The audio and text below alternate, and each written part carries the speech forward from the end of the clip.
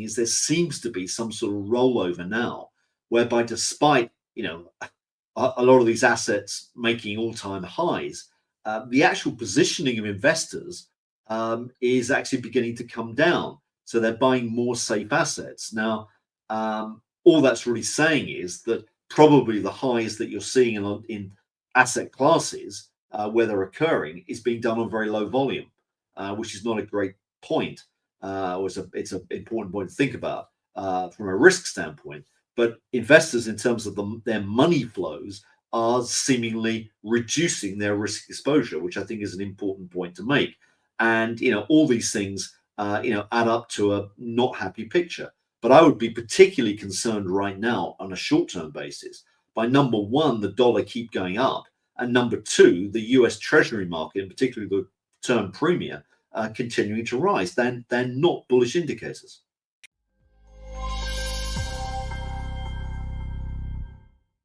On this episode of the What the Finance podcast, I have the pleasure of welcoming back Michael Howell. So Michael is a regular guest, has been on quite a few times now, and is also the founder and managing director of CrossBorder Capital. And really, from my opinion, at the forefront of sort of analyzing global liquidity and what's happening in the world and its interrelationship between markets, economies, everything else as well. So Michael, thanks so much for coming on the podcast.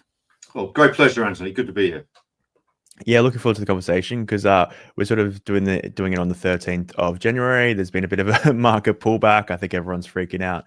And, at the start of this year, there's been some interesting movements in the bond markets as well. But maybe before we get to those sort of points, I'd really be interested to hear what is your current outlook for global liquidity? What are you seeing?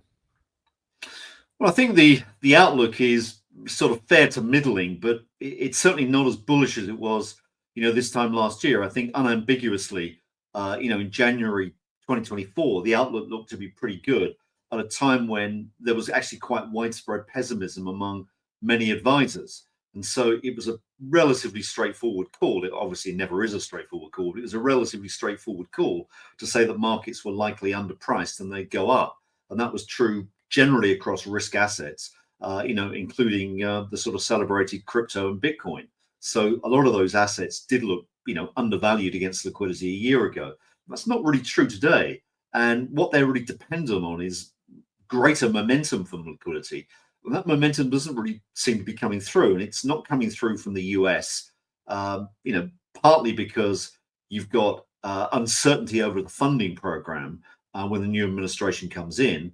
And a lot of the juice, if you like, in liquidity in the US last year was really because of the funding change, where Janet Yellen managed to skew US Treasury funding very much towards the short end. Now, I know that's a sort of fairly wonkish idea, but it did actually add significantly liquidity in the US markets. And allied to that, the Federal Reserve was doing what we sort of somewhat flippantly call not QE, which was adding liquidity despite the fact its headline policy was actually a QT policy, quantitative tightening, but they were actually adding liquidity. And they managed to add substantially last year, maybe as much as about $1 trillion US, secretively or in a hidden easing. So those factors are really beginning to wane. Now, if you want to illustrate that process, which I think is an important thing to kick off with, if you take a look at a slide that I've got, which is actually well into the presentation, about slide 17, it shows the chart there, which is looking at our calibration or our measure of what we call not QE. So in other words, the hidden quantitative easing, and also the not yield curve control, which is the hidden easing coming from the Treasury when they're doing a yield curve control, not really fessing up to it. And basically what that illustrates is that there's an impetus in US markets last year of upwards of about $6 trillion, or very close to that, of actually additional, or let's say hidden stimulus. And that was, one of the main reasons that the S&P went up 25% last year, and why crypto was good, etc., why gold went up. All these features are really, phenomena of more monetary liquidity. What you're seeing lately is a fairly sharp decline in that stimulus. That impetus has come right down to under $1 trillion, and it looks like it's fading very fast as we head into deeper into 2025. So that's one thing I think one's got to be pretty cognizant of. And then the other thing that you've got in the background is basically what's going on in China. And the situation in China just isn't good. And that comes back to debt. It comes back to debt, and I suppose as well the US dollar. And that combination is really proving a poisonous cocktail for the Chinese economy. And, just to sort of refresh kind of what's happening there, we know that China's got a huge, huge debt burden, and the economy is really struggling under the weight of that debt.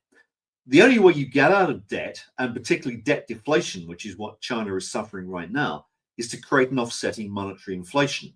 Now, if you create a monetary inflation, by definition, you're going to destroy the value of your paper money. In other words, you're thinking about currency devaluation. And China is really insistent on maintaining as close a parity to the US dollar as it can. So it's trying to hold the yuan cross against the US dollar as near as damn it on about 7.3 yuan to the US dollar. And that's proving extremely difficult exercise. Now, in order to do that, what they're doing is they're tightening monetary conditions. And that tightening of monetary conditions is basically causing both the Chinese economy to slow down. And we would suspect as well, in looking at sort of upcoming data, it will be showing a decline in the world economy. And if you want to look at that, there's a slide, again, a little bit deeper in the presentation, around slide 11, which is showing that correspondence between PBOC, People's Bank of China, liquidity injections, or actually, as we speak, liquidity withdrawals, and the tempo of the world economy as gauged by a nowcast, a daily nowcast that we put together. And the correlation between those two series is pretty decent, with the Chinese liquidity leading by about 3 months. So if you look at that chart, the omens are clearly not very good for what's going on.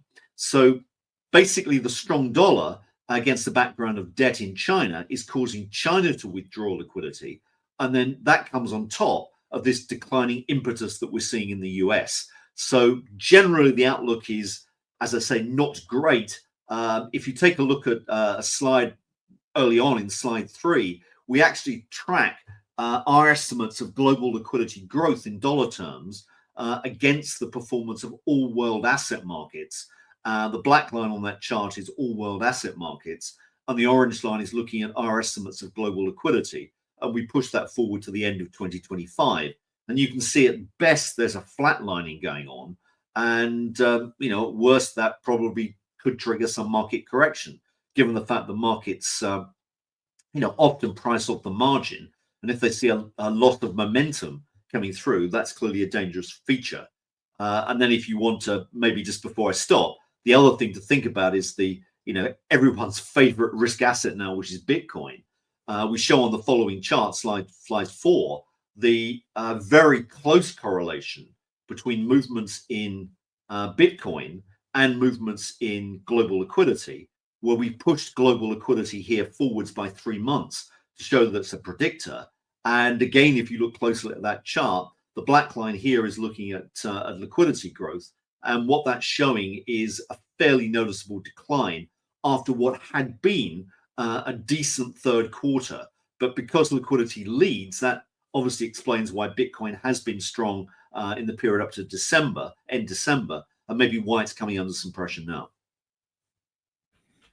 Okay, yeah, a lot to unpack there, and I'll make sure all the slides are up so the viewers can see. But I'd be interested in not QE, not QE, and not yield control. It sort of looks like it peaked in around 2024, and it had a bit of a drop since then. So I guess what was driving that? You've mentioned moving bond issuance to the front of the curve. What else, and I guess why has it continued just to decrease over 2024 and into 25? Well, I think if you look at that chart, and bearing in mind that liquidity leads markets, the peak in that chart occurred early in 2024. So it was really having its effect both on markets and more particularly on the economy, around the time of the election. And, it's true that, incoming Treasury Secretary Scott Bessent has already, labeled Jay Powell and Janet Yellen at Fed and Treasury respectively kind of cheats in trying to, bolster the markets to get Biden reelected. And, that's a pretty cute spot by him, but it's evident in the data. And the way that we look at it is to say that if you look at the Fed and what the Fed is doing, or what the Fed is doing sort of sous la table in terms of hidden policy, this not QE, as we sort of flippantly call it, is basically saying that what they're doing is they're purportedly doing QT, quantitative tightening, but actually they're injecting liquidity. Now, how can they do that? How can we square that circle? And that is because they define their QT in terms of the overall balance sheet size. So the overall balance sheet of the Federal Reserve is definitely shrinking. That's not a question. But not all items on the balance sheet actually create liquidity. So even though the overall balance sheet is shrinking, the non-liquidity creating parts are falling much faster, and the liquidity creating parts are actually expanding.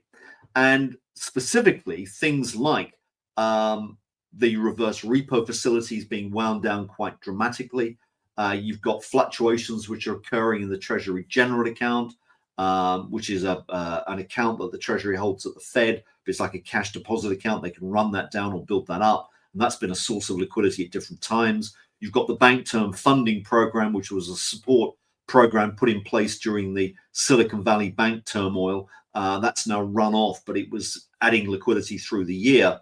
And you've also got the operating losses that the Federal Reserve is suffering because it's paying out more interest, to coupon holders than it is taking in, or it's paying out more on the. I shouldn't say the coupon holders. It's basically paying out more on the reverse repo facility that it's taking in, and that basically is a source of loss. But it's actually an injection of liquidity for markets. So all these factors add up, and you can see on slide 15. We calibrate that in what we call not QE. Now, that's one source of impetus that people haven't really figured with, and that's a way of directly injecting liquidity into money markets. But there's another way of actually assessing liquidity, which is really looking at the duration impact of Treasury issuance. Now, if you're issuing a long-dated coupon bond, let's say a 10-year bond, or there or thereabouts, a longer-dated tenor, in other words, that will absorb balance sheet capacity among financial institutions and will basically take liquidity out of the system. And that is clearly a negative. And the more funding at the long end there is, the more that you get that liquidity being, if you like, soaked up by this issuance sponge, this coupon issuance sponge. Now, what Janet Yellen very cleverly did is change the parameters of how the US Treasury issues debt. She skewed a lot of issuance into Treasury bills, which are non-coupon paying securities with up to 1 year of maturity.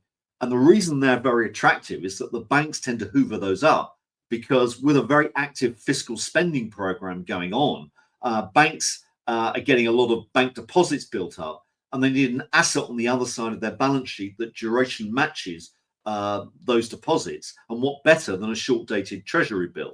So the banks are very keen buyers of that stuff.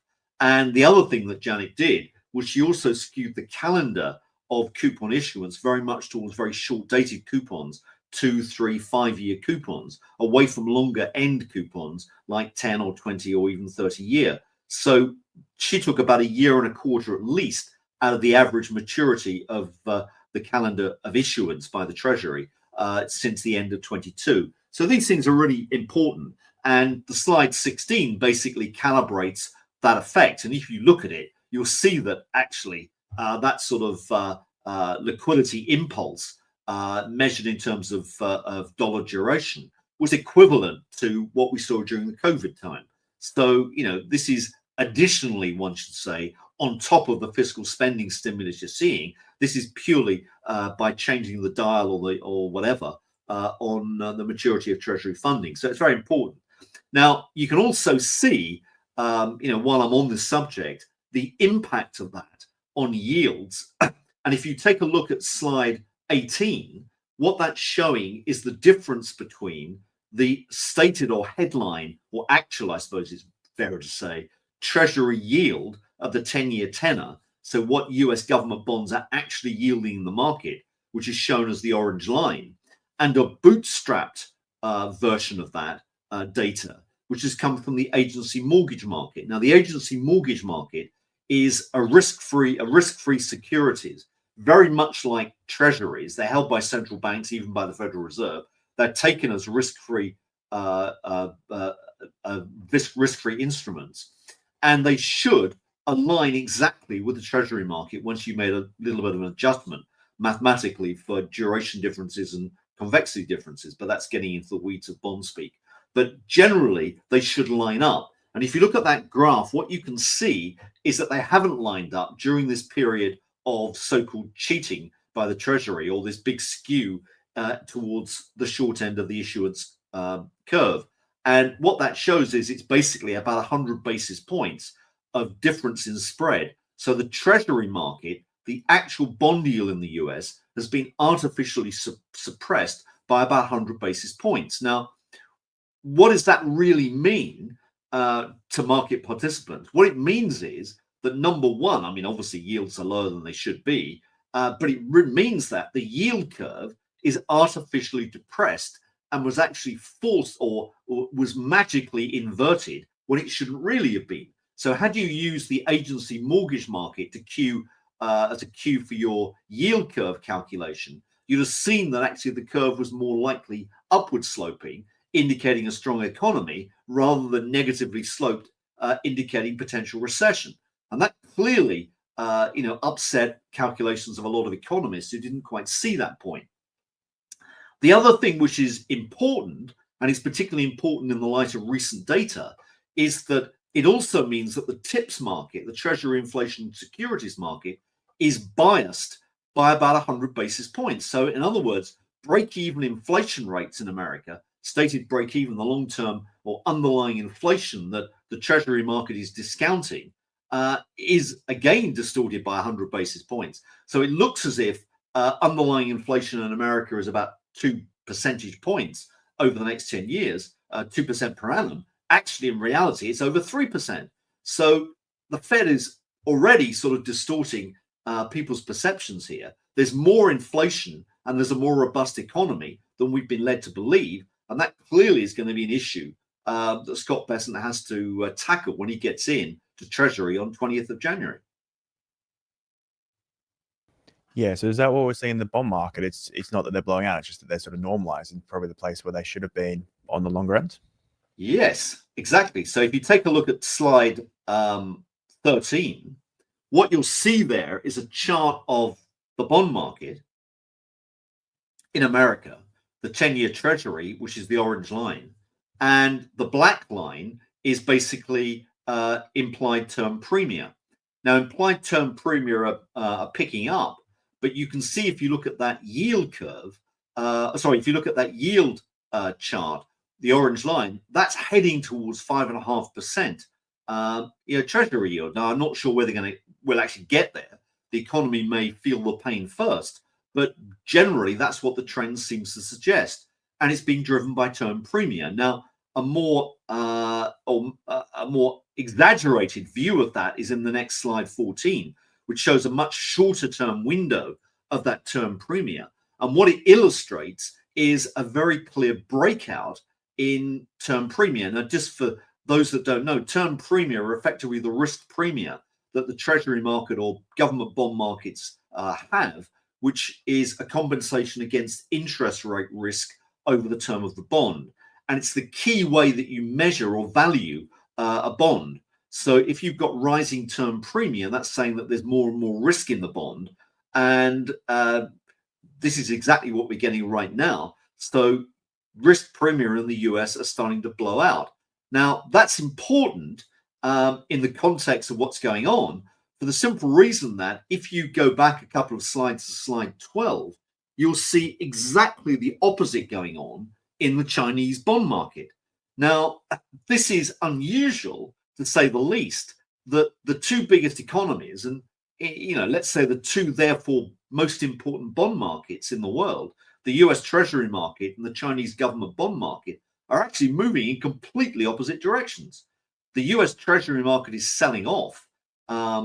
Prices are going down, yields are going up. But in the Chinese bond market, you've got the reverse. Yields are plunging and bond prices are going up. And what that's telling you is that the US is seeing underlying inflation pressures pick up, and an unwillingness of maybe the bond vigilantes, to name them, who seem to be unwilling to buy US treasuries at these yields. They want higher yields. As you say, the bond market is normalizing in America. Whereas in China, you've got the reverse, whereas people are just fleeing for safety into the safety of government bonds. They don't want to hold any risk assets. And that's because of this plight that China's got with debt deflation and potentially a slowing economy as the PBOC tightens aggressively. So these are the two major anomalies that you're seeing in world markets. Yeah, I'd love to go into China a little bit more, because it seems, a little bit counterintuitive. Is this to do with, I guess, financial limitations in the market, or is there anything else driving it? Well, it's basically that China knows what it has to do, right? Okay, it's got a huge debt burden. The only way you get out of debt and debt deflation, and the bond market is confirming that we've got debt deflation going on. This very sudden move down in yields is underscores that fact. But China knows what it needs to do, which is basically to offset debt deflation by monetary inflation. That's what they've got to do. But that will entail devaluing their currency. And the issue is that they don't want to suffer the loss of face of seeing the yuan devalue significantly against the US dollar. And at the moment, you've got a strong dollar. And part of my view, really over the last 5 years or more, has been that dollar rise has been, if you like, in part, a deliberate weaponization of the dollar against the Chinese yuan. And if you look at the trend in the dollar, which is illustrated on slide 9, you'll see there that the trend, and this is our preferred measure of the dollar, which is the real trade weighted exchange rate. If you look at that, it's very clear that the real trade weighted exchange rate of the US dollar has broken higher ever since the global financial crisis. There's a new trend forming. That trend looks remarkably robust. And if you flip to slide 10, the next slide, you'll see that dollar upswing is underpinned by strong capital inflows. Now, those capital inflows may well have lost a tad of momentum, but they're still positive and they're still driving the dollar higher. And I think that part of this move upwards in the dollar, or if you like, weaponization of the dollar against the Chinese yuan, has been reinforced by a deliberate devaluation of the Japanese yen, which is putting even more pressure on the Chinese yuan to devalue. And basically what I think the US wants is a China that has a reset, and that reset is basically a major devaluation of the currency in some form. Now, while we're on that subject, the issue really to think about is, what does the Chinese yuan devalue against? And everyone immediately thinks that they've got to devalue against the US dollar, but that's not necessarily the case. And the reason that it's not necessarily the case is that China doesn't really have a competitiveness problem against the US dollar. What it has is a debt problem, and that debt problem needs the paper money of China to devalue against real assets. And what that really means is that the yuan has to rise against gold, or the yuan gold price, in other words, has to go up. Now, clearly, if you've got a static dollar gold price and the yuan gold price rises, then by definition, the arbitrage must mean that the yuan dollar equally weakens. But I think maybe there is scope here for a deal, and maybe, just maybe, and I've got no insight, but it's pure conjecture, that maybe what the incoming Trump administration is looking to do is to do some deal with China. And I think they've definitely got to do a deal. It's in the interest of both economies to do one. And that deal, maybe, to solve everyone's problems, is an easing in China, coincident with an easing in the US, a little bit like, we saw back in the mid-1980s with the Plaza Accord in 1985, when then the problem was Europe and America, not America and China. And then it was a strong dollar, which the dollar had to come down. And ultimately what that meant was that the US eased aggressively ahead of the 1987 stock market crash. 2 years before that. And ultimately, the Europeans also joined in as the dollar began to go down. So it may be that that's what we're leading up to. But, note the fact in a sidebar that the yuan gold price is near an all-time high. I think it's going to go higher. That's what we should be looking at. Yeah, I guess the risk is, the dollar, it's sort of been this seems like a liquidity vacuum. All dollar assets, it's sort of been attracting a lot of the global, money at least. And it seems like the risk is that they could, it's a wrecking ball, but it could not just affect China. It could affect all, basically the whole of Europe, Japan, Australia, every other country as well. It seems like that's the way it's moving. Yeah, I think that's right. And I think, the issue that one's got to try and tackle in all this is, what are the dynamics that are sort of driving markets and the world economy underneath, apart from sort of all the noise that we get from a day-to-day basis. And what's driving, this whole process is basically debt and the impact of debt on the world economy. Now, our conjecture is that, all this talk about looking at debt GDP ratios is wrong. It's misguided. The talk about, financial repression, I don't buy into particularly. I don't think that's the world we're in. I think we're in a world where you've basically got, you've got to try and align debt to the pool of liquidity. That means that to effectively devalue debt against liquidity, you need monetary inflation, not financial repression. And what monetary inflation ultimately leads to is a continuation of this, what people have called financial nihilism, which actually is a term coined by WTFinance in the US, which I think very neatly summarizes the sort of plight that many people are in, particularly, Generation Z, where, houses are unaffordable.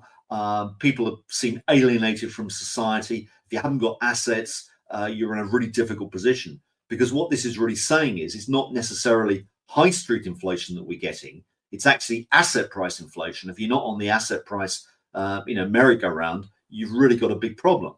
And that's really the issue. Now, if you come back to why is debt a problem, and why are we in this mess? If you look a little bit further in the presentation on slide 19, what I've tried to articulate there is really the underlying problem. And if you think about it, there's nothing wrong with debt per se. Debt is the lifeblood of capitalism. If you don't have debt, you can't expand economies. So it really is a critical factor. And, most growth is really underpinned by debt and credit. So it's not necessarily a bad thing. What is a bad thing is unproductive debt. And that's the issue that we've got. Now, what slide 19 illustrates is our estimates of the underlying return on capital in the US economy. And what I've tried to show on that chart is there have really been, it really looks like a staircase or a descending staircase of returns. And if you look at the, back into the 1950s and 60s, you had, rates of 12, 13, 14% or so for a return on capital. And then you see the oil crisis in the early 1970s, where all those returns on capital sort of hit an air pocket and they drop, by about 40%. So you see, those rates going right down to about 8% or maybe even lower. And that's clearly a problem. Now, in that environment, what you need to happen is you need a debt restructuring, because a lot of debt has been taken on at the old or expected returns on capital. And so once you've got this air pocket in returns and this new world of higher energy prices, you need to devalue a lot of debt or restructure it. And that's why you need a monetary inflation. And that's exactly what we got through the 1970s, until we didn't when Paul Volcker came in to the Fed at the end of the 70s. But basically, debt was devalued.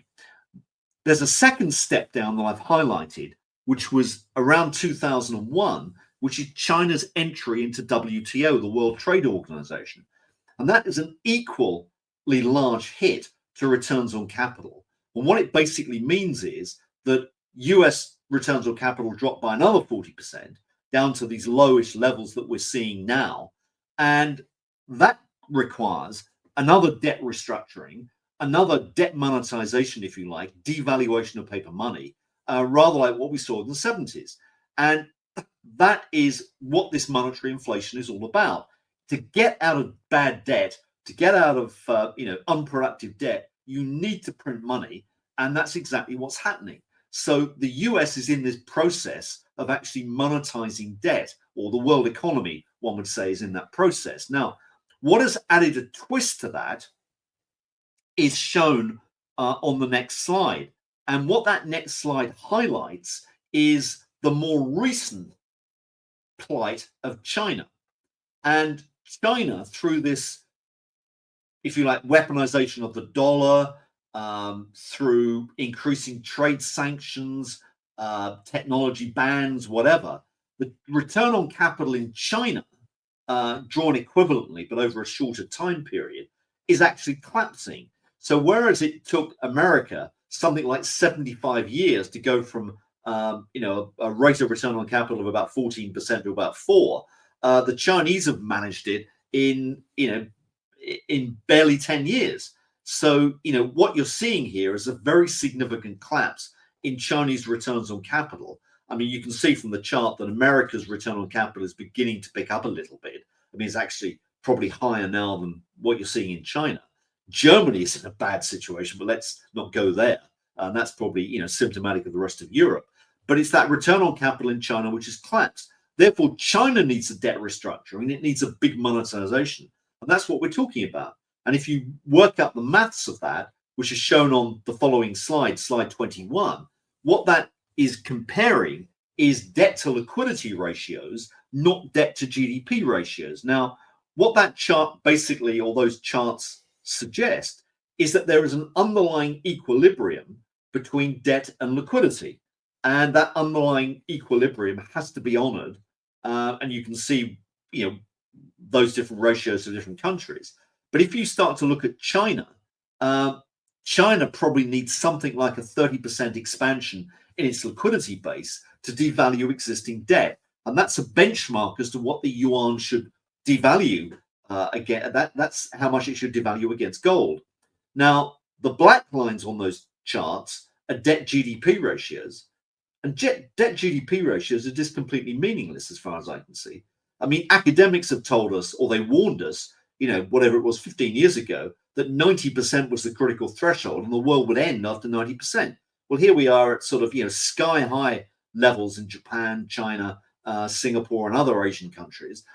You've got much higher than 90% rates in most of the West generally. And the world still, goes to work every day. So debt GDP is not really the bogey or the hurdle that we need to think about. It's debt to liquidity. And if you look at slide 22, that illustrates the average for the world economy. These are actually the advanced economies worldwide, but notwithstanding. So what this basically tells us is this is the debt to liquidity ratio going back to 1980. And we've projected what will happen in the next 2 or 3 years. Now, the reason for citing this chart is that if you look at how it's drawn, there's a dotted line going through the middle, which is an equilibrium that effectively the economies are adjusting back to. So a little bit like a sort of the wobbly man, you knock him one way and he comes back to the middle, and that's how this debt GDP ratio kind of works. Now, as you can see, when you're significantly above that dotted line, the median level, you tend to find that there are financial crises quite often, and we've labeled those on the chart. And that's why looking at debt to liquidity is so important. So you get financial crises, or more specifically, refinancing crises, when that ratio is high. When it's significantly below the dotted line, you get asset booms or asset bubbles, because there's a lot of surplus liquidity in the system relative to debt refinancing needs. And this comes back to my sort of central point that I've made probably many times before, Anthony, and that is to say, look, modern capital markets are no longer mechanisms for raising new investment or new capital spending. They're mechanisms or systems for refinancing this huge pile of debt.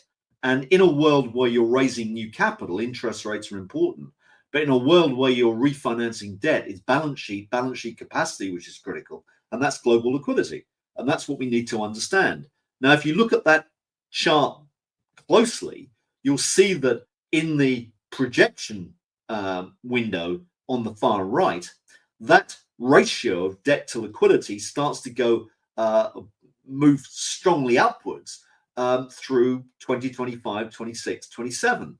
And the reason that's happening is that what's coming back into the frame is something called the debt maturity wall, which is the debt that was taken out or termed out in the COVID years at very low interest rates. That's got to be refinanced. And that refinancing begins about the middle of 2025. So central banks are going to have to pay a lot of attention to that if we want to avoid another financial crisis. And they've got a lot on their plate. What happens to China? What happens to this debt maturity wall? And how the US government is funded. Is it funded at the short end or the long end? These are big questions to pose. At the end of the day, we think you're getting monetary inflation over the long term, and that's how portfolios have got to be structured. Therefore, the 60-40 portfolios we've long said is dead, and you need to do something different. And that means taking in more explicit monetary inflation hedges into portfolios. Yeah, it's a really interesting way to look at it, and I guess the trend that we've experienced over the past 15 years or so. If I look at that chart, it does seem that sort of after 2010, really the time of QE infinity, when they just sort of would inject as much as liquidity as possible into the markets, it's been a very obvious downwards trend that even during COVID sort of continued down. So do you think that now with, the cat's out of the hat, you can't really put infinite QE back in? Do you think will it ever get to that point, or will the central banks just keep pumping money back in? I know there's talk about deregulation in the banking system as well. Do you see that as a potential? Yeah, because I think that we've set ourselves up to kick the can down the road, and we being collectively Western governments, that is, and that's what's going to happen. So they're going to find some way of sneaking QE back into the system, whether they label that QE or something. The acronym department of the Fed is going to be working overtime to come up with something like a QS, quantitative support. But they're going to have to do it. They're going to have to find some way, otherwise there'll be a financial crisis. And I think we're getting close to, I'm not going to say close to a crisis, but we're getting close to, tensions in markets becoming more apparent. Just look at the repo markets in the US. And these are important markets. They're the money markets. They're really the anchor rates in the whole financial system. And if you look at spikes in repo rates in America through last year, 85% of the spikes, and there are an increasing number, have occurred since July of last year. So you're looking at a real concentration of tensions beginning to come through into the money markets in the second half of 2024. So this is a warning sign that the Fed's got to pay attention to. On top of that, as I said, we've got obviously serious tensions in China, which is what the bond markets there are telling us. Yeah. So what actions do you think Scott Bessent can take when he comes in? Because I know he's talked a lot about wanting more longer dated bonds, but it seems like that would potentially exacerbate the current issue. Yeah, well, it will. I mean, if he steps further away from issuing bills, you're going to get the not yield curve control as we labeled it, going into reverse. So you're actually going to have a big liquidity squeeze. And I guess, his boss, Donald Trump, is not going to like that very much, because the market will come off sharply. So that may or may not be an option, but it's certainly an unattractive option to think about. So he's got to be a little bit more innovative. And I rather think that he's boxed in and he's going to have to, bite the bullet and accept the fact that treasury bills are, at least in the short term, an important part of the funding equation. I mean, why upset the apple cart now? I think the other thing that one's got to think about is what happens to the dollar and currency. And it's been certainly my view for many months now that the strong dollar is really a deliberate policy, because if you're going to do do a trade deal or even a forex deal of reorganizing the international monetary system, it's much better to do that against the background of a strong dollar than a weak dollar, because you're holding all the well, excuse the pun, trump cards. But you are in that environment. The strong dollar really matters. And so I think that's certainly in the interest of America, and I can absolutely understand why it's being done. So, you've got that. Now, the problem is as we know, and you highlighted it at the beginning, the dollar is a wrecking ball, and it's starting to, wreak havoc, across the world. The problems with sterling and the problems with the UK gilt market are, not unconnected to the strong dollar. I mean, they're clearly a lot to do with the incumbent chancellor, Rachel Reeves, who seems, one would have to say, charitably out of her depth. But the fact is that a lot of these problems, China, UK, Europe, French bonds, I mean, all these things are kind of connected. Yeah, definitely. Maybe a very niche question to the UK sort of QE. I know they do it differently, where they actually sell bonds into the markets versus the Fed, who sort of allow their bonds and bills and etc. to roll off. Does that have a larger effect on liquidity, or are they sort of both similar? Well, I mean, the UK has been more aggressive in that regard, without question. But I mean, to be perfectly truthful, I mean, the UK doesn't really matter anymore in the big equation. I mean, it's the big central banks are the Fed and the People's Bank of China, and then you really have to scratch around. I mean, the ECB matters to some extent, BOJ matters to an extent, Bank of England matters a little bit, but I mean that don't really affect things that much. It's much more about the Fed and the PBOC. They're the big ones. Okay. Yep. Makes sense. We won't tell the Europeans, because I'm sure we all won't be too happy. But well, that's just following the power. Yeah. There's no initiative going on there. Yeah, no, definitely. So what does this mean for markets? I know, as you said at the start, you've been quite bullish, 2023, 2024. Yeah. What does this mean? It doesn't seem too good, especially if we link the liquidity to performance. Well, I mean, my view in the short term would be to buy the two-year bond, because I think with the world economy potentially slowing down, I mean, if you take a look at slide 8 in the presentation, what that shows is a nowcast that we put together of the world economy. I mean, it's a daily plot, but it effectively is trying to take the temperature of the world economy on a daily basis. I mean, it seems that after having sort of chugged along at a fairly constant tempo, suddenly took a dive sometime around mid-December to a lower level. I mean, you took at least 1 percentage point out of world growth. But, although 1 percentage point may not sound a lot, at the margin, it really matters. The world feels very different if it's growing at 3% compared with 2%. So, these things are significant. And then if you look at the chart just before that on slide 7, it looks at the risk exposure of all world investors. Now, that don't read too much into that chart necessarily, but it basically tries to identify cycles in risk exposure. And what it's looking at is, or what it's highlighting is, there seems to be some sort of rollover now, whereby despite, a lot of these assets making all-time highs, the actual positioning of investors is actually beginning to come down. So they're buying more safe assets. Now, all that's really saying is that probably the highs that you're seeing in asset classes where they're occurring is being done on very low volume, which is not a great point. It's an important point to think about from a risk standpoint. But investors, in terms of their money flows, are seemingly reducing their risk exposure, which I think is an important point to make. And all these things add up to a not happy picture. But I would be particularly concerned right now on a short-term basis by, number one, the dollar keep going up, and number two, the US Treasury market, and particularly the term premium, continuing to rise. They're not bullish indicators. So I know in a recent interview you were saying, sort of be close to the door. You're a bit, you're unsure. Are you sort of out the door yet, or you're still close to the door? No, I'm not, because I've got to pay a lot of attention to liquidity. If liquidity conditions start to come down, then absolutely yes. But the point about liquidity cycles is they tend to be 5, 6 year cycles. And, I don't want to be jumping in and out every month.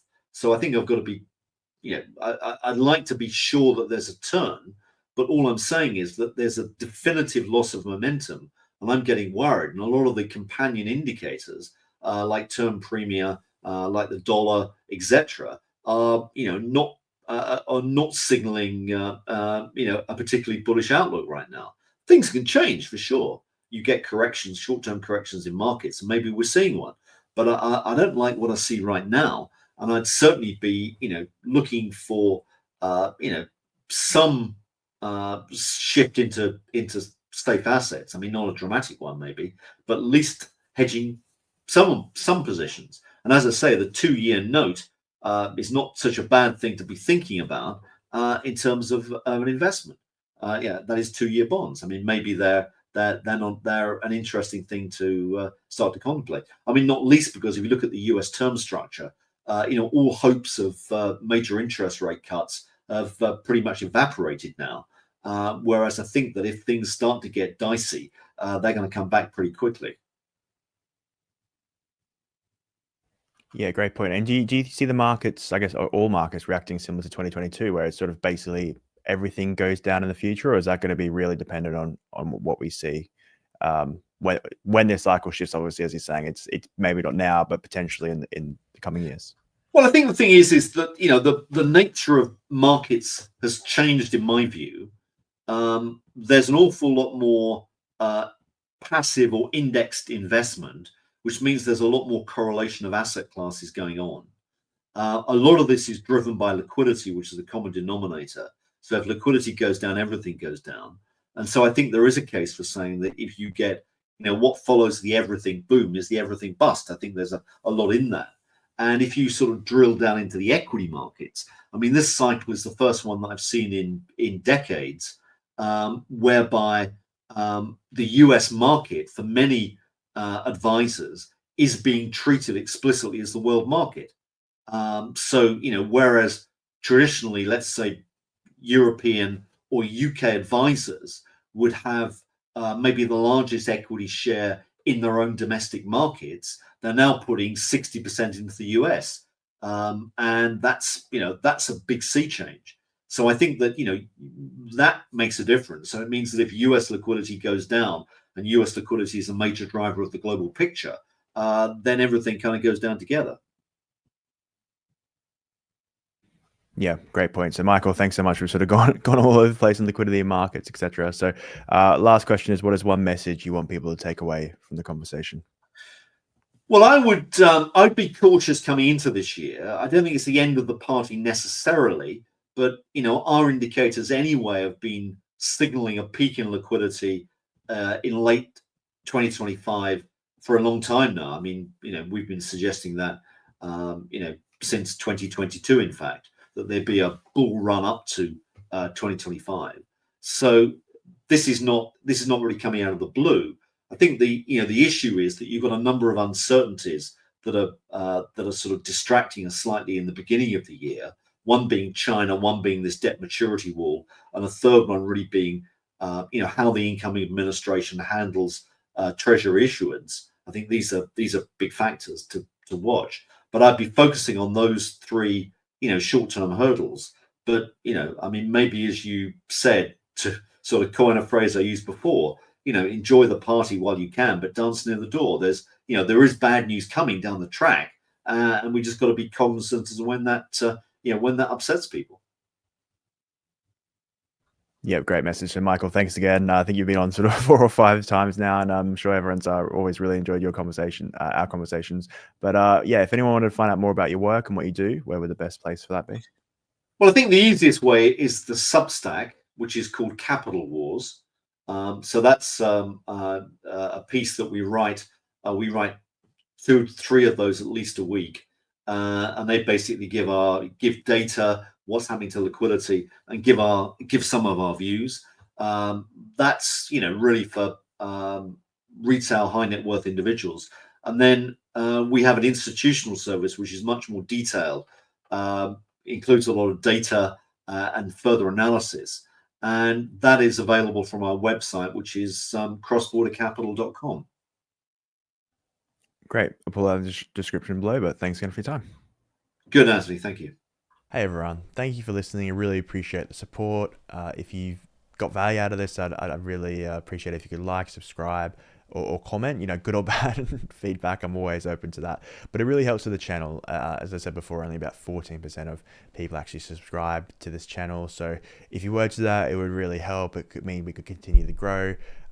If not, thanks for watching and see you on the next show. And you also might like this video right here. All right, thanks again.